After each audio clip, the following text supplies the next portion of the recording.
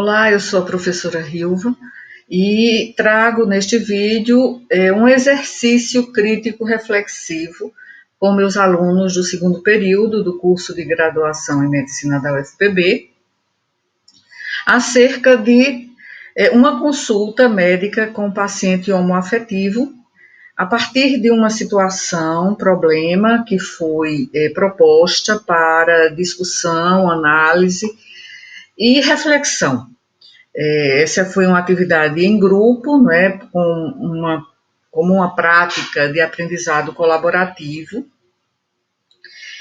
e os alunos do segundo período são da disciplina de diversidade étnica e cultural na medicina.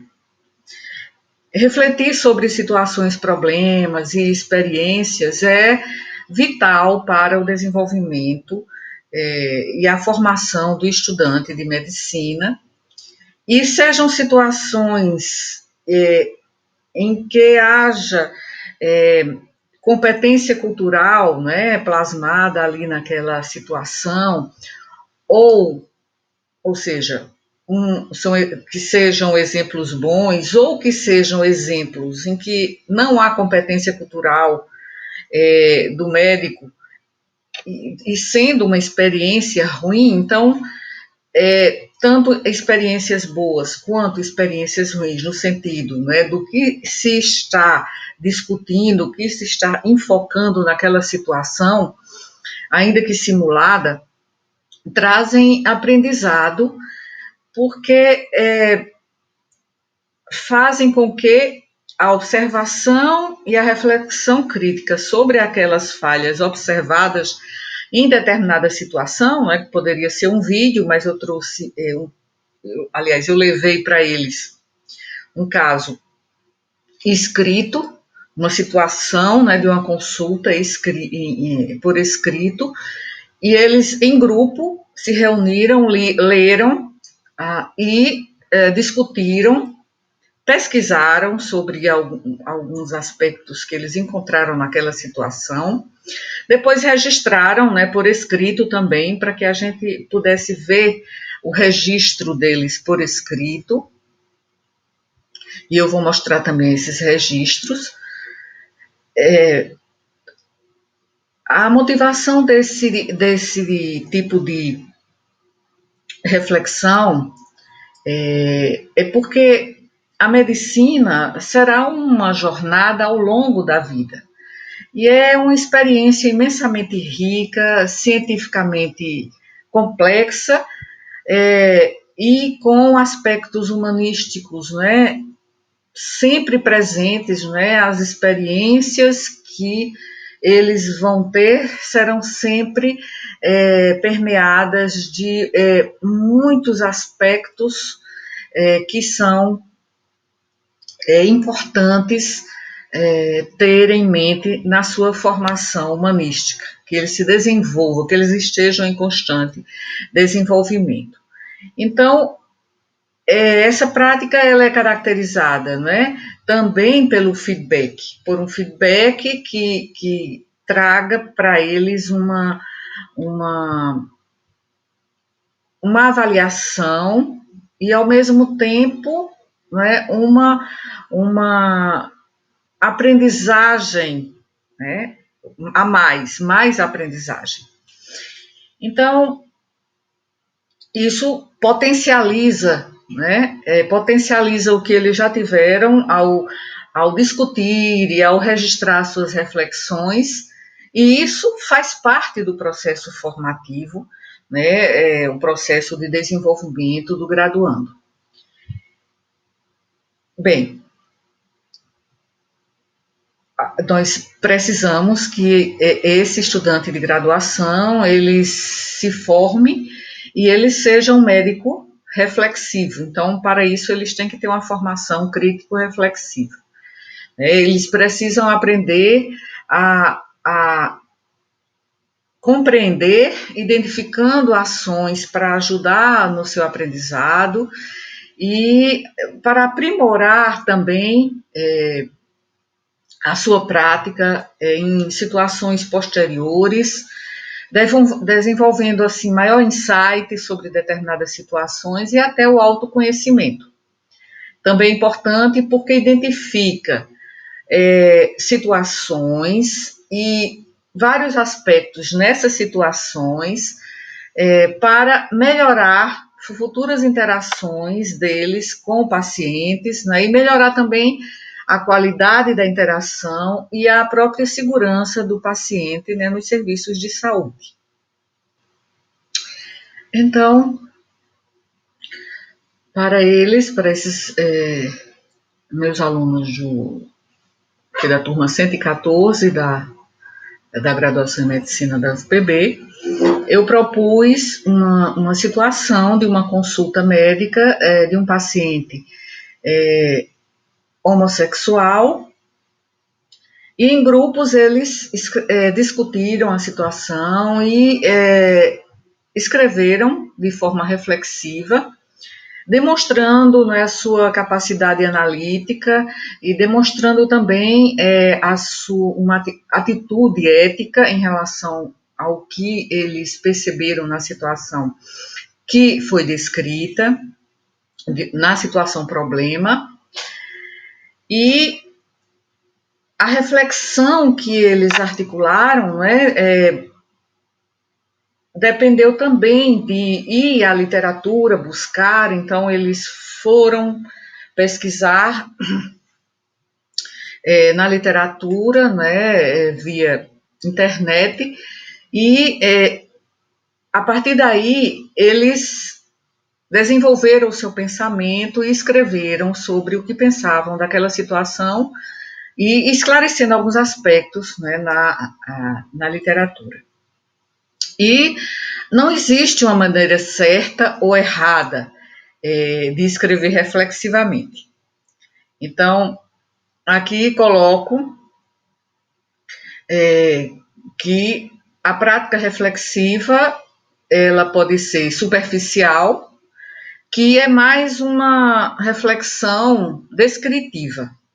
Então, a reflexão em um nível superficial faz referência a uma base de conhecimento existente, que pode incluir também teorias, mas não se faz uma análise crítica da situação. E a reflexão nesse nível é muito básica. Tem alguns diriam até que não é reflexão, porque é amplamente descritiva. Mas a descrição, nessa reflexão dita superficial, não deve ser apenas o que aconteceu, fazer uma descrição, porque a descrição já está pronta na proposta da situação problema que é colocada. Mas também inclui a descrição, mas tem uma reflexão básica, uma reflexão muito superficial.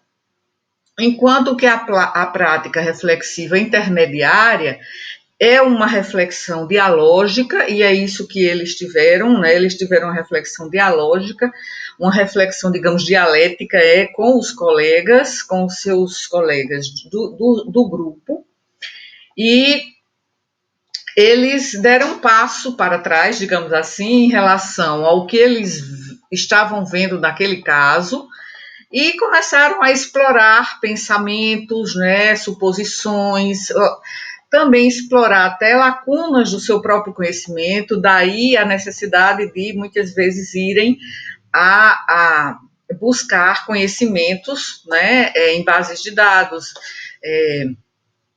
de maneira virtual, e isso como parte de um processo de resolução de um problema.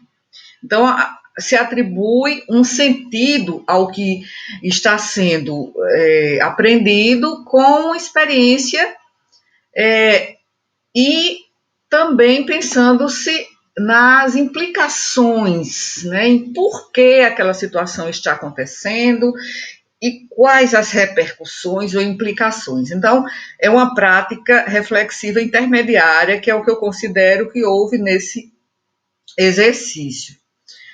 E a prática reflexiva profunda é o que se chama reflexão crítica propriamente dita, em que a situação que é colocada cria uma reflexão e cria uma mudança, né, no aprendente.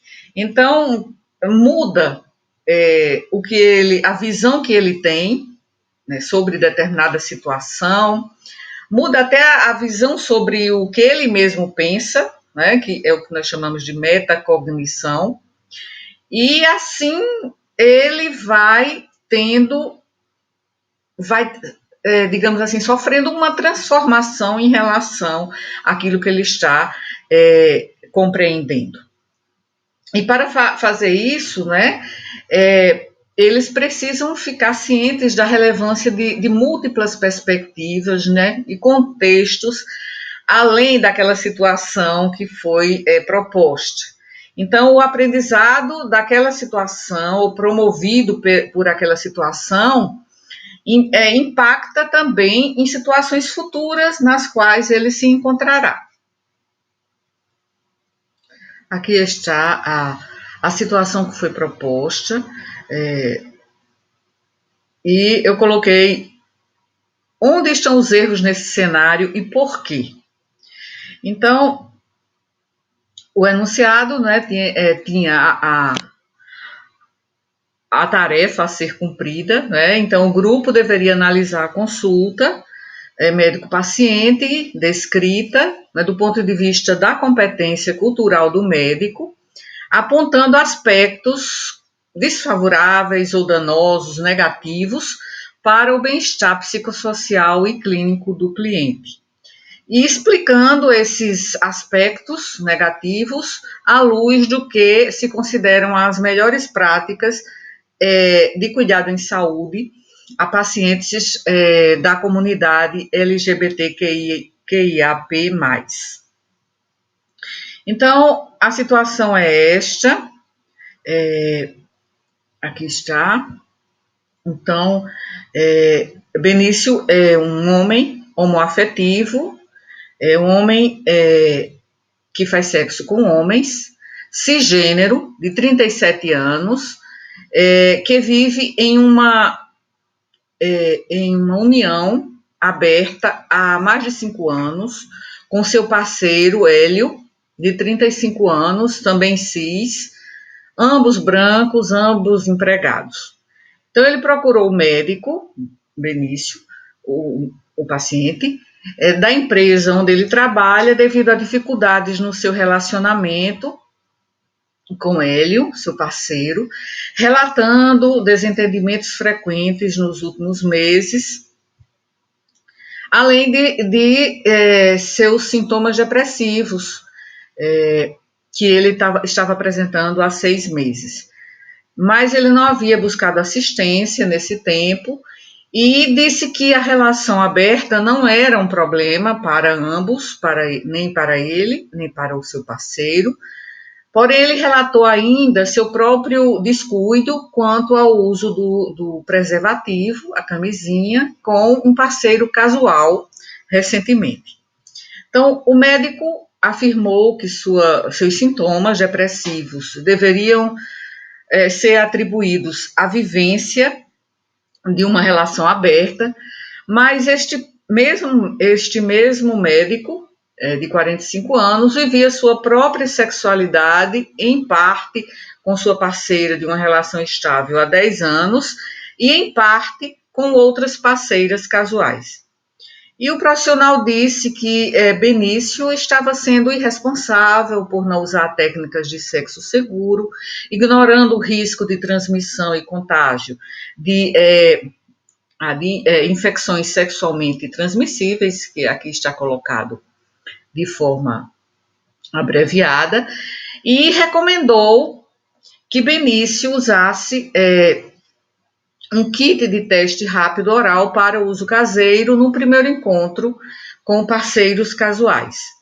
Então, a sexualidade, as tensões sociais e os sentimentos de Benício não foram abordados pelo médico, E ao final da consulta, Benício tentou falar que havia sido agredido fisicamente quando saía de uma festa com amigos no último final de semana.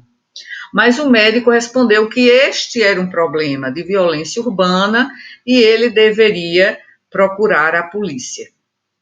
Então, o médico que está muito pequeno aqui. O médico solicitou um exame sorológico para HIV e encaminhou Benício para uma consulta com o psicólogo, afirmando que o problema dele era da área de saúde mental. Então, aqui está o problema que foi proposto para discussão.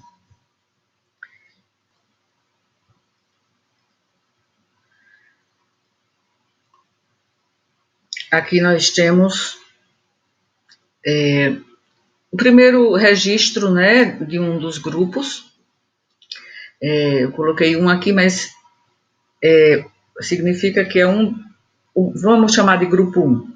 Então, o grupo 1 colocou essas considerações aqui. Então, está aqui com uma imagem do que eles escreveram.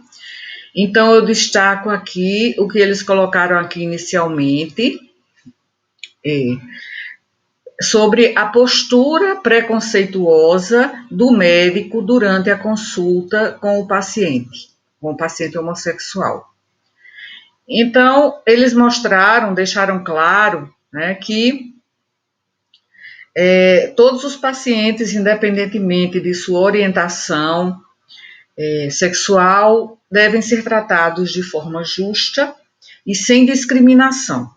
E devem ter sua confidencialidade respeitada, não devem ter nenhum acesso negado a tratamentos adequados ou serviços de saúde por causa de crenças pessoais, né, dos profissionais daquele serviço de saúde.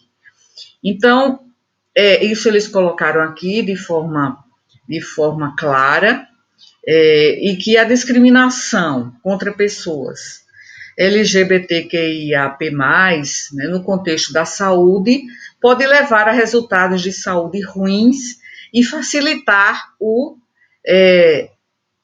aumento, né, de disparidades em saúde. Então, realmente, é preciso levar essa questão em conta e que esse grupo apontou para um aspecto muito importante. E nos últimos anos, os médicos, eles precisam, né, muitos médicos têm despertado para as necessidades específicas das pessoas LGBTQIAP+. Mas uma das barreiras mais significativas, né, para o atendimento, às vezes, pode estar no próprio consultório do médico.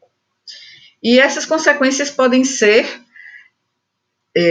até fatais, porque se você nunca vai ao consultório, né, médico, porque é discriminado ou sente medo de se sentir discriminado toda vez que vai lá, então, por exemplo, uma hipertensão arterial que você tem pode nunca ser diagnosticada, mesmo que você tenha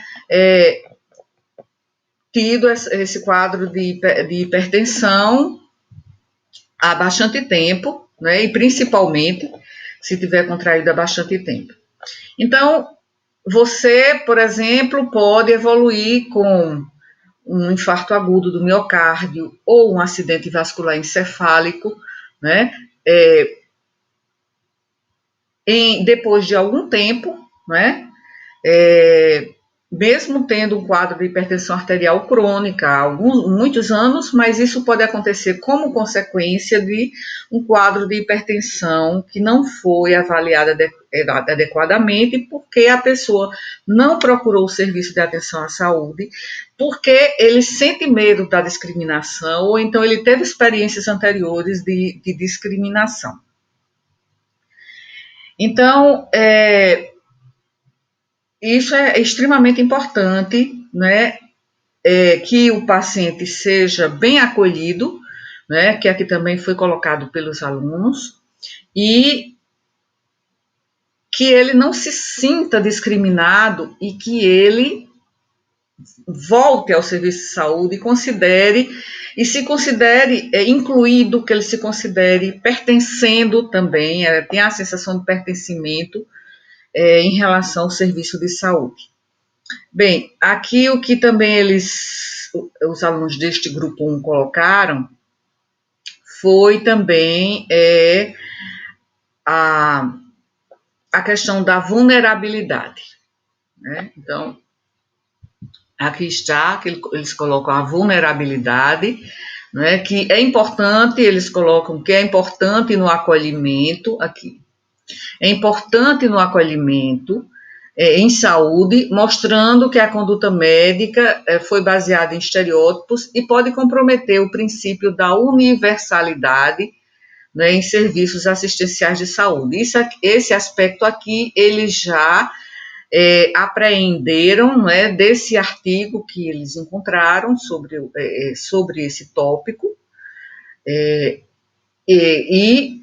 Cardoso e Ferro, 2012, né, que foi um artigo publicado na revista Psicologia, Ciência e Profissão, em 2012, sob o título Saúde e População LGBT, Demandas e Especificidades em Questão. Então, aqui eles colocaram a vulnerabilidade, né? E a vulnerabilidade é um termo comumente usado na área da saúde também, mas não consistentemente definido.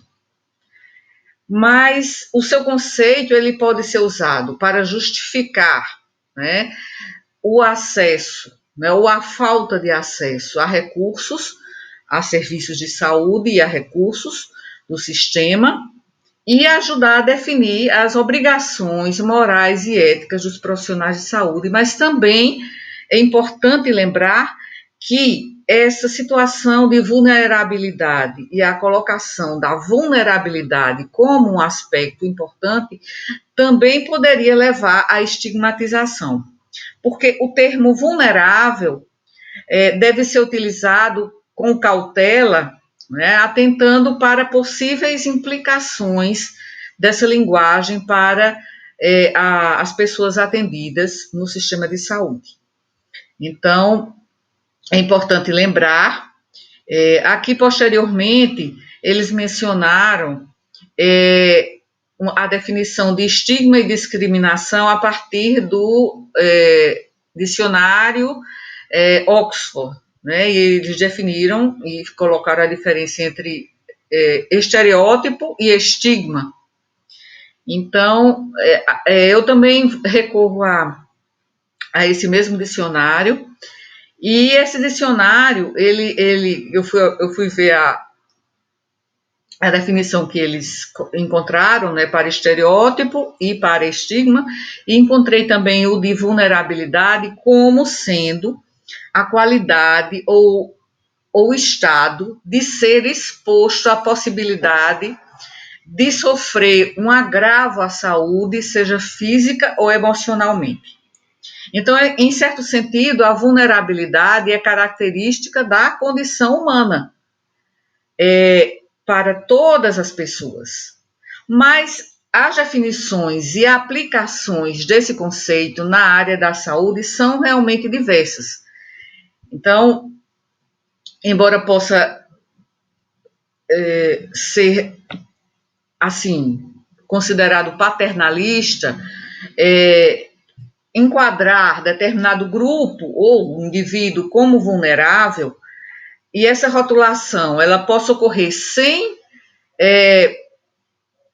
digamos assim, que isso aumente o estigma, há autores que argumentam que a aplicação cuidadosa desse conceito também pode servir para destacar a obrigação, né, do sistema de saúde e a obrigação também moral do profissional de saúde de trabalhar em prol, né, da justiça social e para justificar, né, o acesso aos recursos que está sendo prejudicado para determinados grupos minorizados socialmente. Mas a vulnerabilidade também deve ser usada em consideração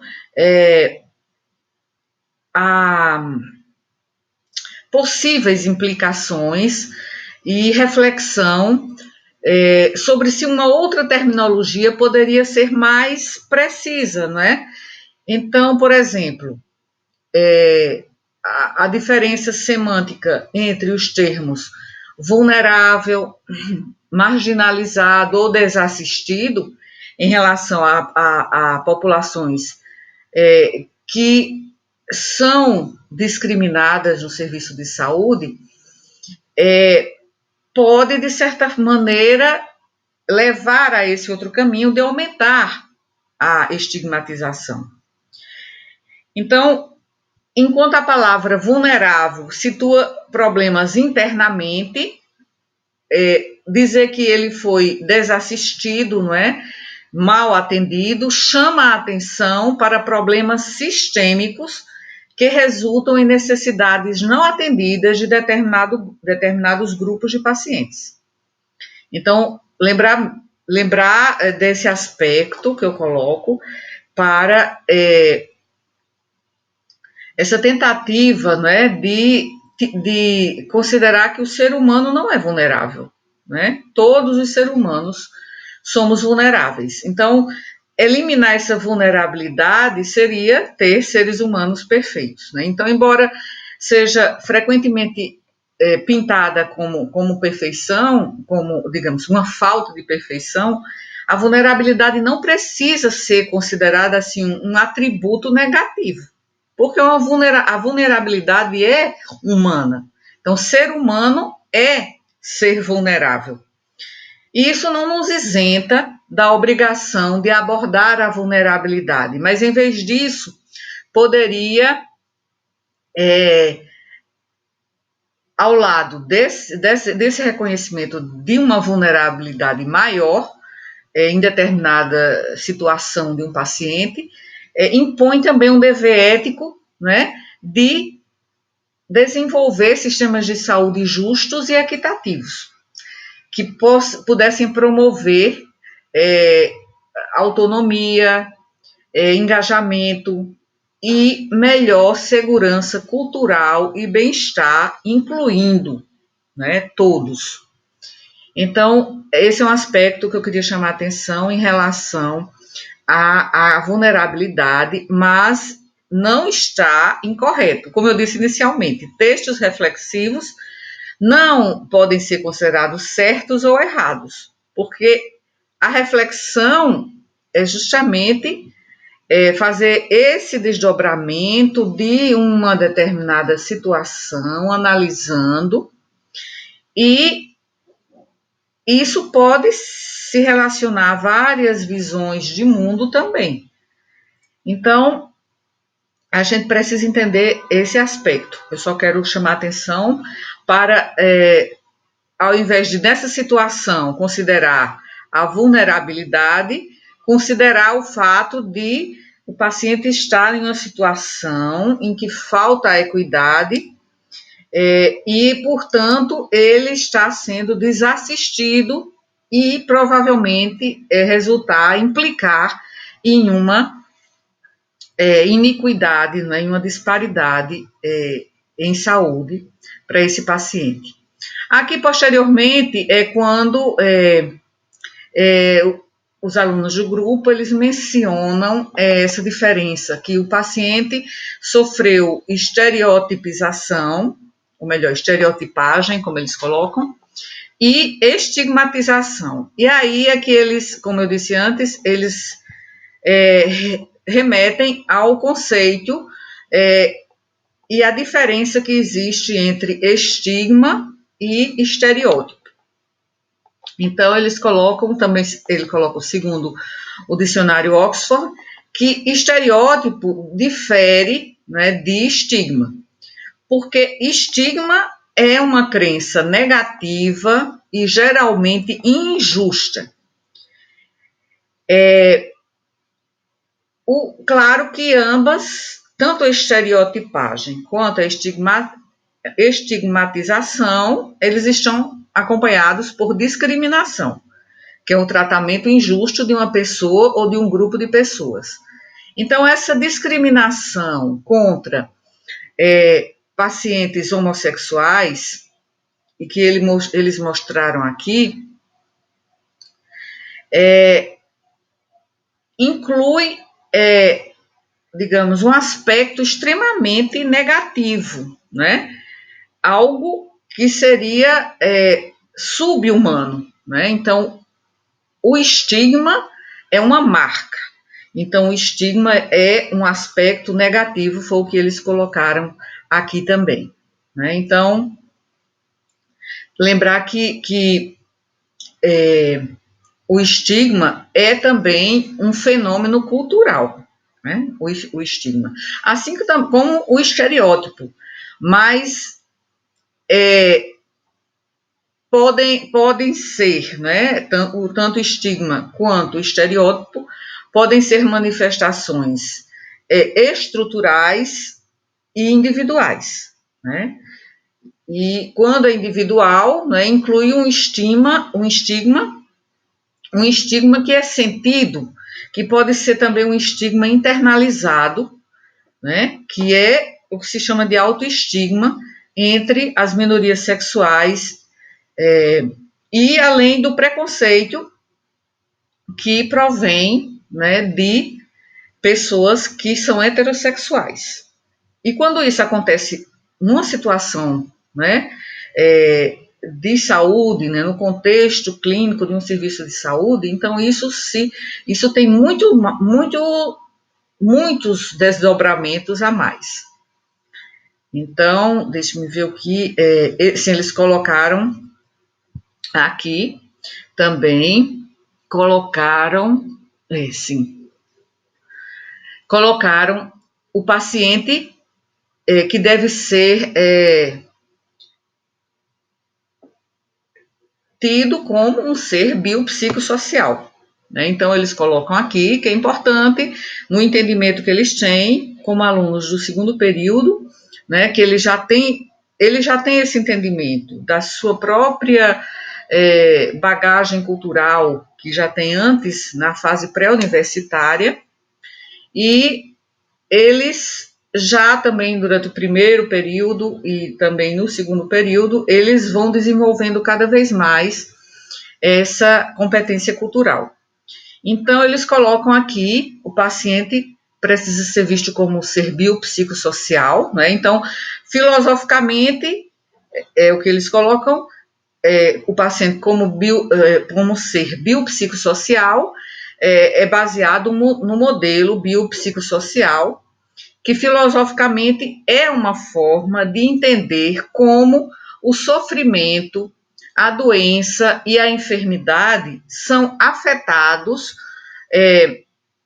por múltiplos níveis, né, de organização, né, tanto que vai desde o social até o molecular.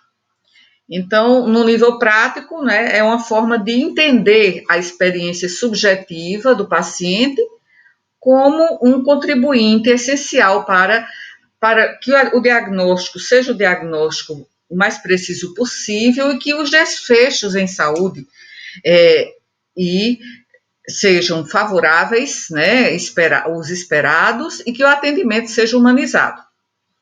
Então, nesse caso que eles colocam, não é? Então a abordagem positiva da sexualidade é preciso estar presente neste atendimento, na capacidade que esse médico deveria ter, né, de compreender esse paciente como um ser biopsicossocial. E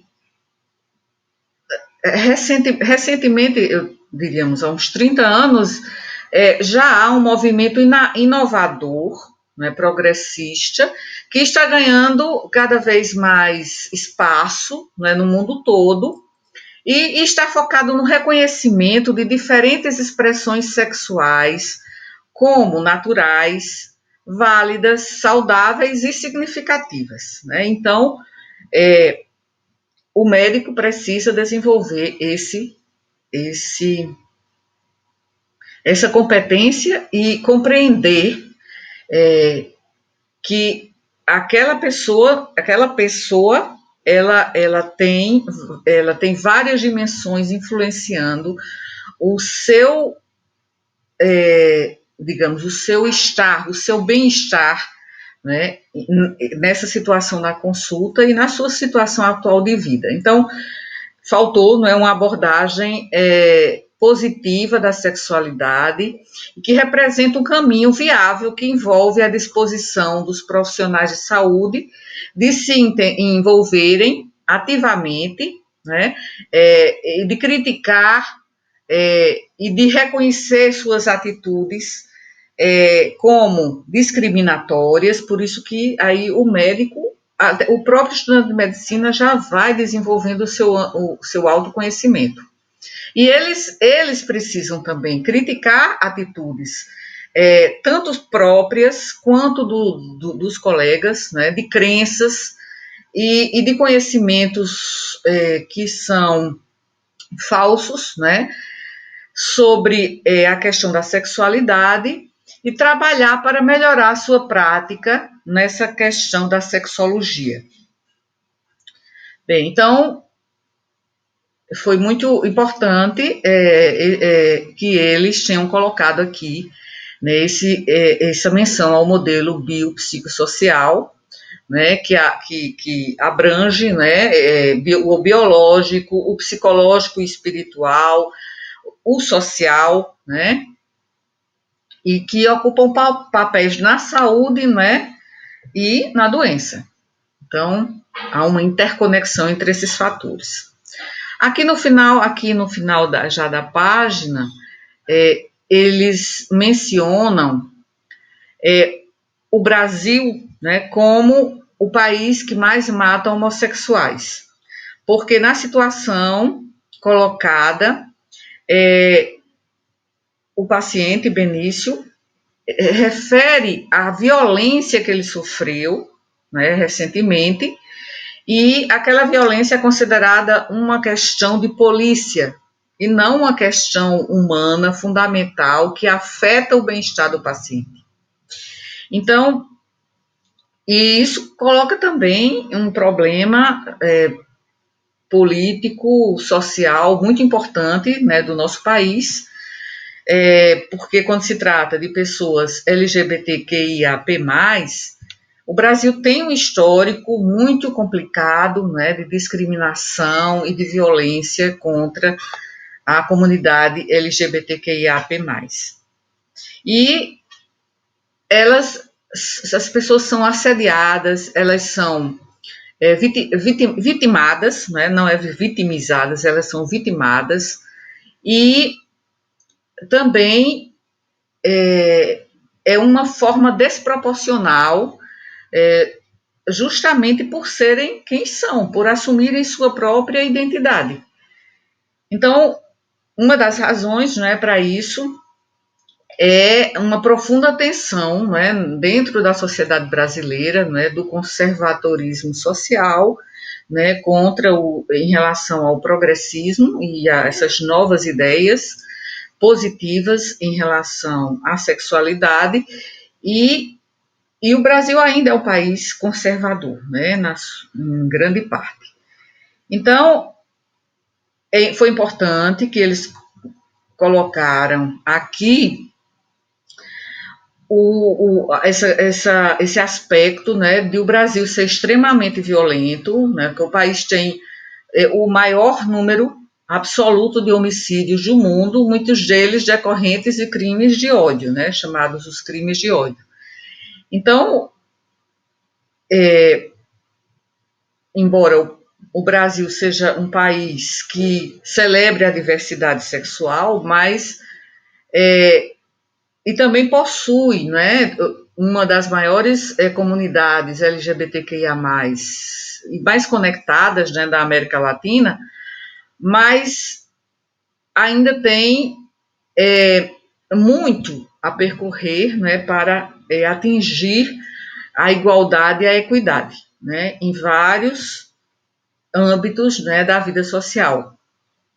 Então, a homofobia, então esse aspecto aqui, que assim poderia ter sido colocado, que a homofobia que o paciente referiu, que ele relatou que sofreu, foi colocada como um problema externo ao sistema de saúde. Então, é um problema externo ao sistema de saúde? Não. É um problema que faz parte da toda a problemática que o paciente está trazendo. Então,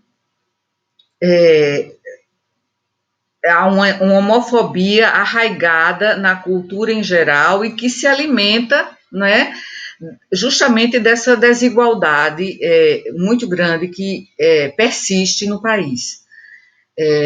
E, por exemplo, um movimento também importante aí é um movimento evangélico que é politicamente influente, né? Tem uma tremenda influência política e muitas vezes acaba tendo influência também sobre essa visão, né, que predomina no Brasil.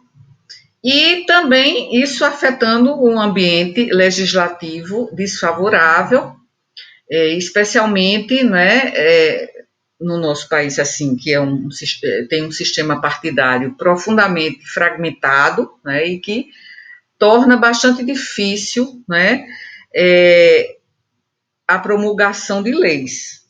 A própria lei da homofobia ainda não é um ato do legislativo, é uma determinação do Supremo Tribunal Federal.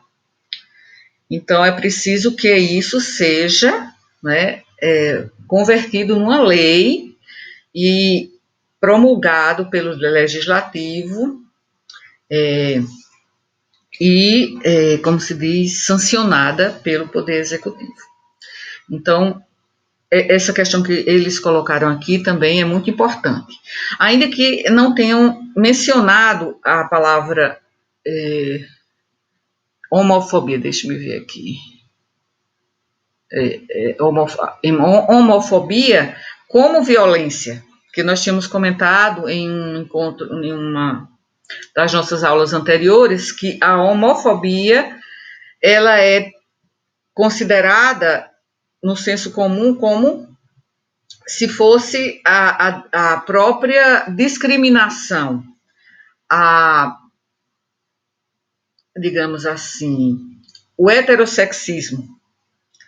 Mas a homofobia, se formos analisar conceitualmente, a homofobia é a violência, muitas vezes, uma violência mais grave, né, física, né, o próprio assassinato por homofobia, a violência física por homofobia e as agressões verbais também por homofobia.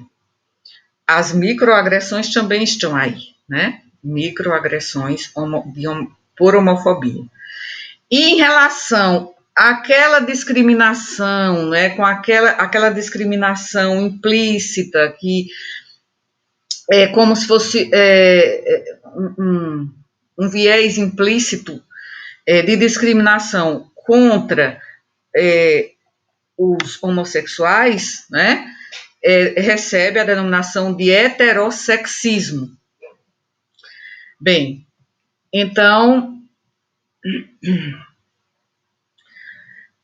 aqui está, também eu acho que coloquei aqui outras questões que ainda deste mesmo grupo. E é este aqui, que é a página seguinte.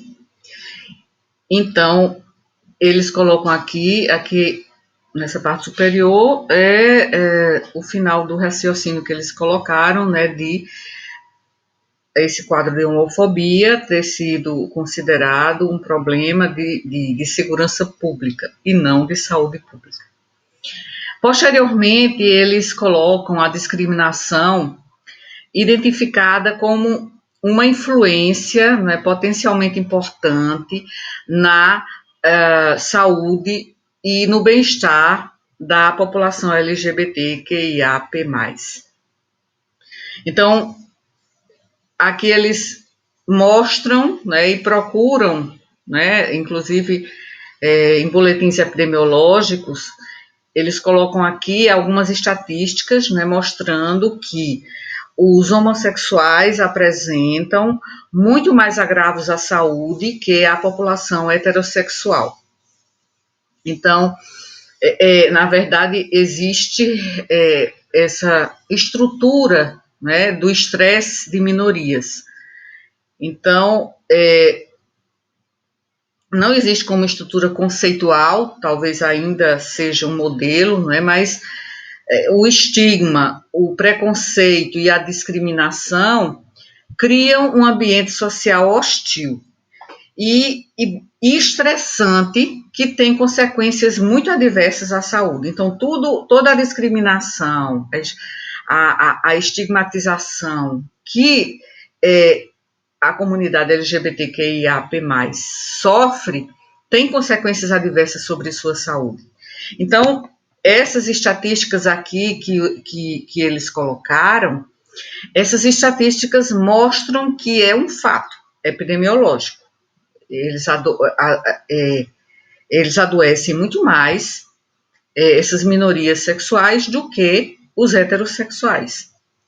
Então, essa estrutura, né, conceitual do estresse de minoria pode se aplicar também a outras características além da orientação sexual, né, reconhecendo que os indivíduos podem ter múltiplas identidades marginalizadas.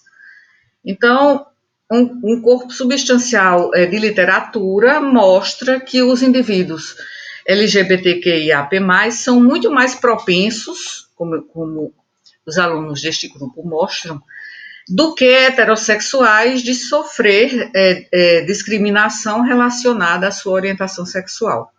Com muitos relatando que a discriminação interfere em sua capacidade de ter uma vida plena e produtiva.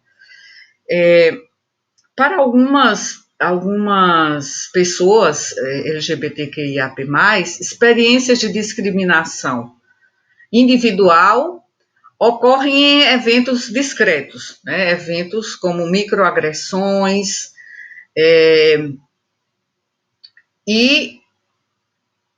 mas está presente nas interações do dia a dia, né, com outras pessoas que as tratam de forma diferente.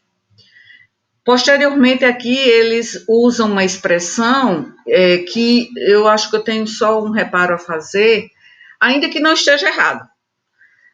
Eles usam a curiosa expressão insalubridade mental. Então, eu só queria pontuar aqui que o significado de insalubridade é definido como algo que não é saudável. Então, se eu coloco insalubridade mental, eu coloco também doença mental. E essa palavra insalubridade,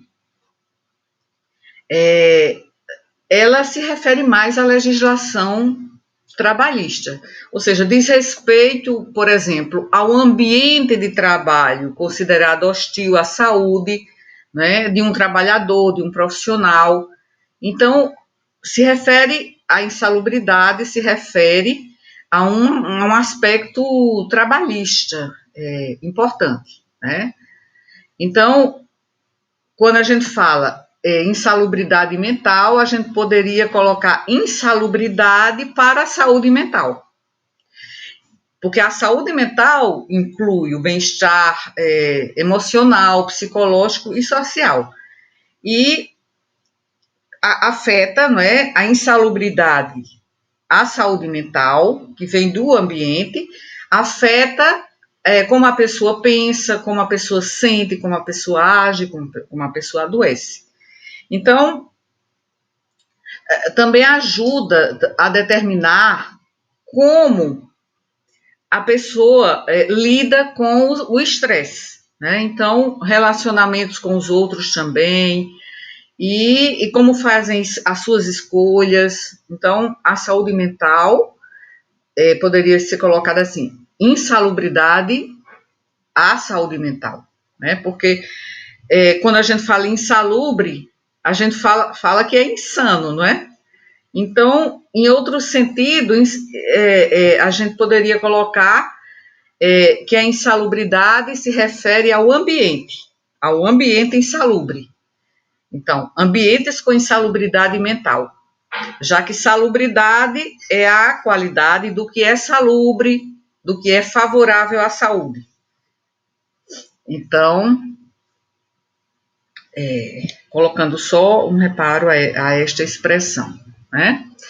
Porque as pessoas podem viver num regime de insalubridade emocional, sim, mas assim não é uma expressão assim muito corrente, não é uma expressão corrente. Claro que todo trabalho ou qualquer ambiente, até a família, pode ser um ambiente que tem um grau maior ou menor de estresse. E isso seria um fator de insalubridade para a dimensão emocional da pessoa. Então, isso é importante porque eu entendi perfeitamente o que eles quiseram dizer aqui, porque eles colocam que é como o estresse social, né, que é o estresse de uma minoria, acaba distinguindo, né, o excesso de estresse ao qual indivíduos de categorias sociais estigmatizadas sejam expostos, né, como resultado de sua posição social muitas vezes minoritária. Então, como eu disse, não é uma teoria, mas o termo estresse minoritário tem sido usado, né? Eu tenho lido esse termo, né, em alguns artigos. Então, esse foi um aspecto importante colocado aqui pelo grupo 1. Pronto, e aqui finalmente, eu não estou lendo muito bem aqui embaixo, eu vou ler aqui no original, que eles colocam aqui.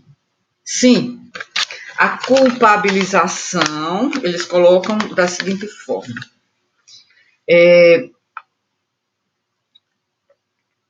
Que este paciente, né, ele poderia participar de uma consulta muito mais efetiva e humana se ele tivesse tido uma escuta qualificada e enfocando os seus problemas específicos também.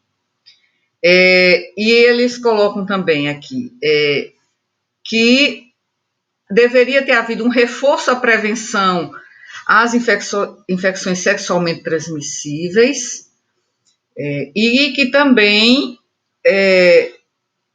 deveria ter sido abordada as tensões sociais que essa pessoa tem sofrido no cotidiano.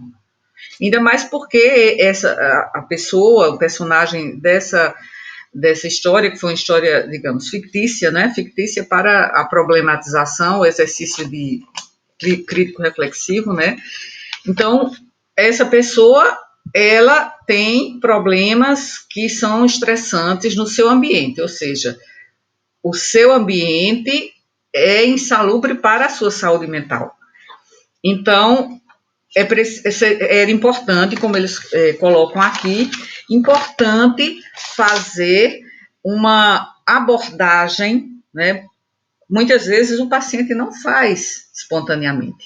Então, fazer uma abordagem das tensões sociais que ele tem sofrido, dos quadros de discriminação, das microagressões. Ele falou apenas do quadro de violência física que sofreu recentemente, né? Mas outras tensões podem estar fazendo com que ele e seu parceiro sofram, e isso está refletindo no relacionamento dos dois, né? E não o que o próprio médico acabou atribuindo até os seus sintomas depressivos e os problemas na relação à questão de ser uma relação aberta. né, quando, na verdade, ele próprio, o médico, tinha com sua companheira uma relação aberta, mas porque ele, sendo heterossexual, ele acreditava que, no caso dos homossexuais, seria diferente. Então, veja que é uma manifestação de heterossexismo do médico. Essa questão não foi colocada especificamente, mas foi colocado que os problemas específicos de tensões sociais não foram abordados pelo médico. Só um aspecto ainda a considerar é que, geralmente, falando do heterossexismo do médico dessa situação, é que os homens heterossexuais, eles geralmente têm mais atitudes negativas em relação à homossexualidade do que as mulheres heterossexuais, né? Isso também já é apresentado como uma diferença, né? Eu vou finalizar aqui este feedback em relação a essa discussão, que foi feita a discussão em sala, mas foi colocada por escrito, e que eu queria salientar, embora isso não necessariamente seria uma resposta esperada, né, para essa questão, mas nessa situação a gente pode perceber erros médicos. Erros médicos, né, pode ser também um lapso potencial no padrão de atendimento prestado a um paciente. Ou um dano causado a um paciente por meio da execução de um determinado atendimento de um profissional de saúde ou um serviço de saúde. Então, os erros médicos são eventos considerados como uma ameaça ao bem-estar do paciente e devem ser sempre discutidos, devem ser percebidos e devem ser corrigidos. Então, erros médicos são eventos que são uma ameaça, né? Então, eles não deveriam se repetir. Podem ser caracterizados de várias formas os erros médicos. Às vezes a gente pensa, o erro médico é só um erro de tratamento farmacológico, é só um erro cirúrgico, é só um erro de um procedimento diagnóstico. Não, também erro médico está na comunicação com o paciente, né? Então, é importante, embora não seja uma lacuna, uma falha da resposta colocada pelo grupo, mas que é importante lembrar que erros médicos também estão na comunicação. E assim eu concluo este feedback sobre esse exercício crítico reflexivo na nossa disciplina de diversidade étnica e cultural na medicina. Então, até a próxima.